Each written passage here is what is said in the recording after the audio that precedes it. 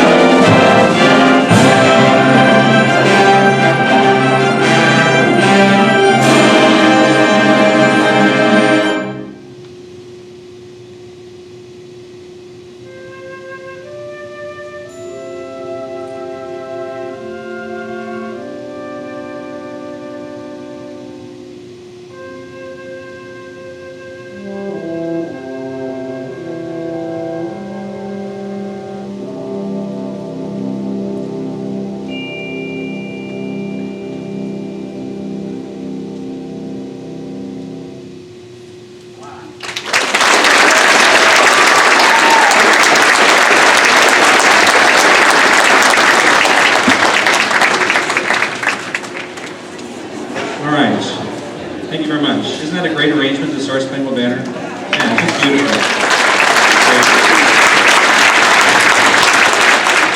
You know I like it when I think in 6 years we've done it 3 times.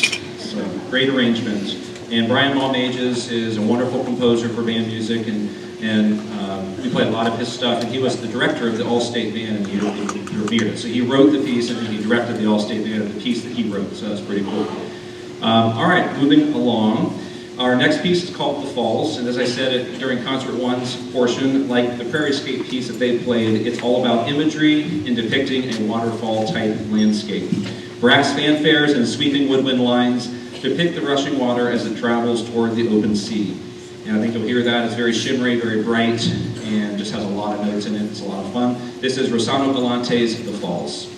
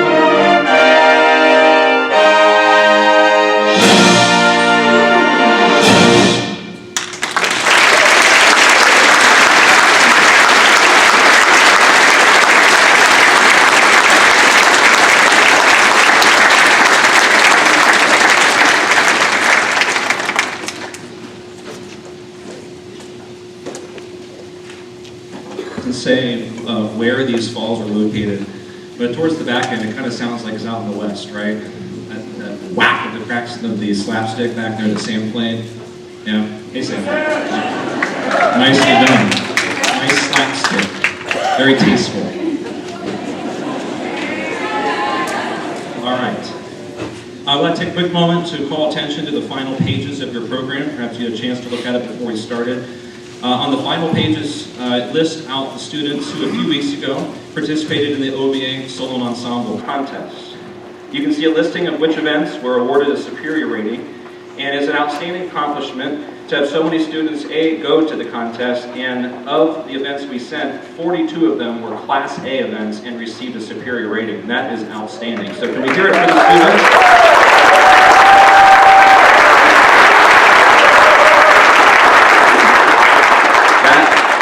That day is so important, and from the very first year that I taught, solo ensemble was something that we had to do it. It was the only way to really get better.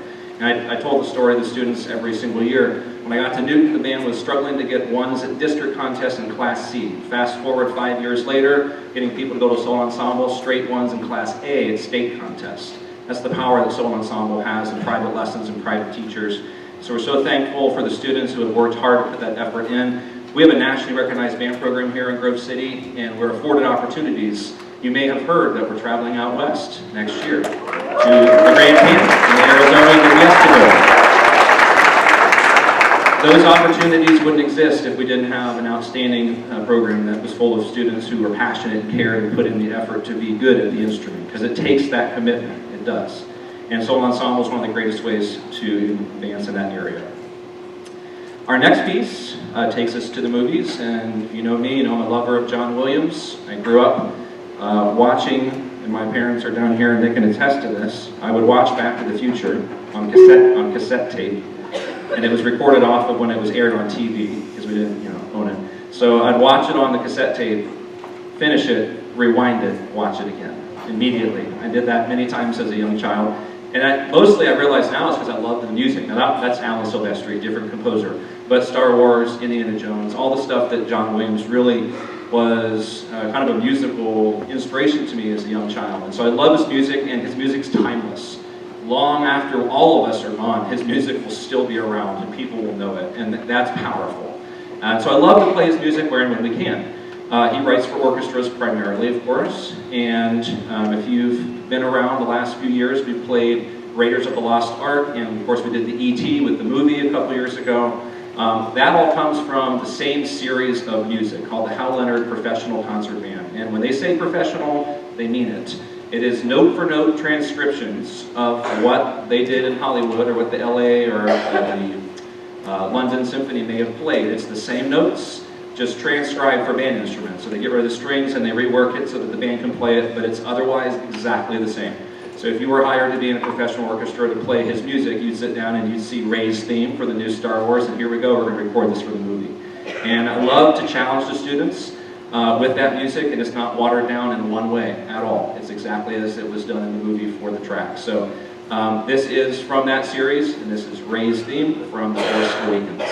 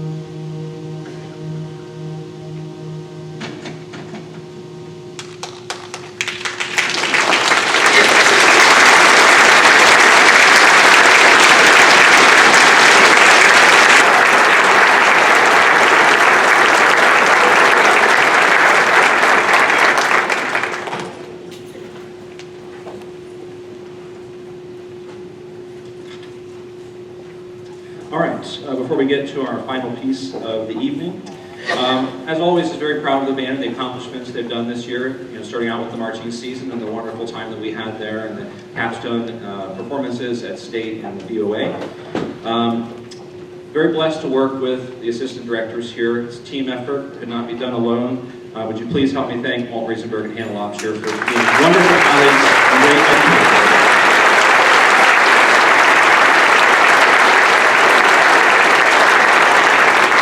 I would also like to thank our middle school band directors. We are a team, the five of us, Jackie McCammon and Jonathan Raymer. Would you please thank our middle school directors for all their work that they do as well.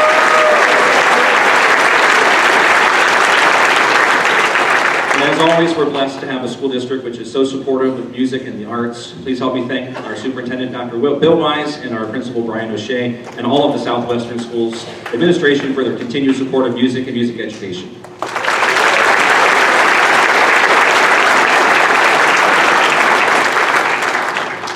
Listed in the back of your program, you also saw some honor ensembles, people that are in some things outside of here, and I wanted to make mention of two students in particular who you saw at the top of the program.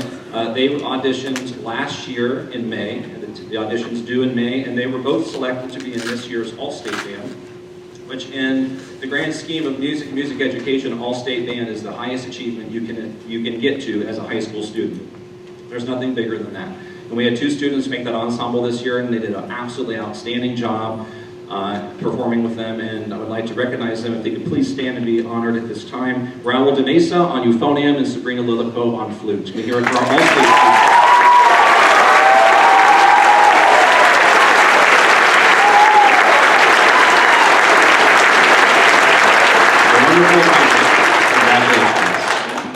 Parents, if you would like for your child or you're interested in the opportunity with your child to try out for the All-State Band, I cannot encourage it enough.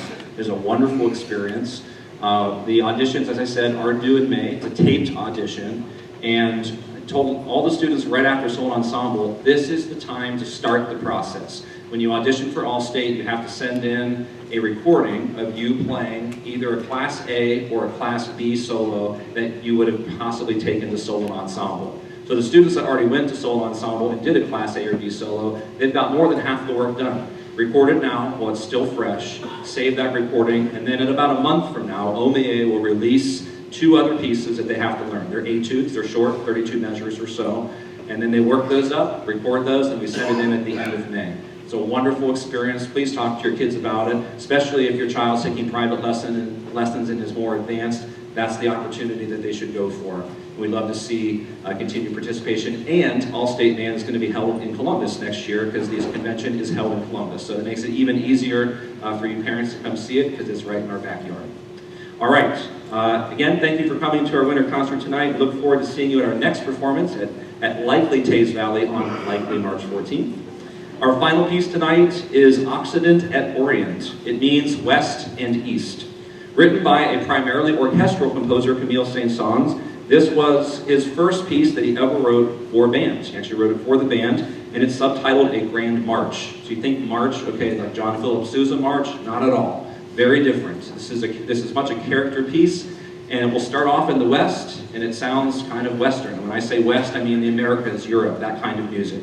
Then it travels to the East, and it's going to have more of that Eastern sound to it. Gongs, pentatonic harmonies, more open sounds. Then it comes out of the East, and it's a very long trek back to the West. And what the composer is doing is he's taking all the themes and ideas that he's presented, and he starts layering them on top of each other, almost like an opera. If you've ever seen an opera when like 10 people are singing all at once, that's happening for a moment, and then it all comes to this big, glorious finish back in the West. So please enjoy our final tune of the night, Saens' OPccident at Orient.